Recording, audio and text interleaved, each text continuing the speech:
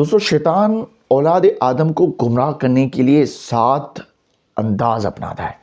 سب سے پہلے شیطان اللہ کی پناہ کفر کی دعوت دیتا ہے۔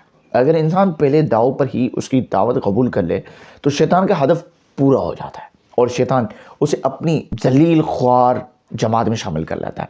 لیکن اگر انسان اس کی بات نہ مانے تو پھر اسے بدعت کی دعوت دیتا ہے۔ اگر انسان سنت نبوی اور کتاب و سنت پر کاربند رہتے ہوئے بدعات سے بھی بچ جاتا ہے تو شیطان اسے کبیرہ گناہوں کی دعوت دیتا ہے اور اس کے لیے کبیرہ گناہ خوبصورت بنا کر پیش کرتا ہے، پھر اسے توبہ بھی اوپر سے نہیں کرنے دیتا۔ اس پر دوستو انسان کبیرہ گناہوں کا دلدادہ بن جاتا ہے اور وہ مکمل طور پر گناہوں کی چکر میں آ کر ہلاک ہو جاتا ہے۔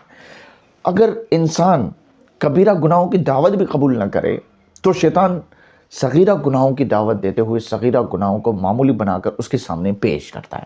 چنانچہ انسان کے صغیرہ گناہوں پر اصرار و تکرار کے باعث صغیرہ بھی کبیرہ بھی برابر ہو جاتے ہیں اور انسان ہلاک ہو جاتا ہے، کیونکہ انسان ان گناہوں سے توبہ نہیں کرتا۔ پھر انسان اگر صغیرہ گناہوں سے بھی بچ جائے تو شیطان مباح چیزوں میں مگن کر کے اس کو رکھ دیتا ہے، دیگر نیکیوں سے بھی اس کو دور رکھتا ہے، اسے مباح چیزوں میں اتنا مشغول کر دیتا ہے کہ آخرت اور نیکیوں کے لیے جد و جہد کا اس کے پاس وقت ہی نہیں ملتا۔ اگر اس داؤ سے بھی انسان جو ہے وہ بچ نکلے تو انسان سے افضل کام جو ہے وہ چھڑوا دیتا ہے تاکہ وہ بڑے ثوابوں سے جو ہے وہ محروم رہے۔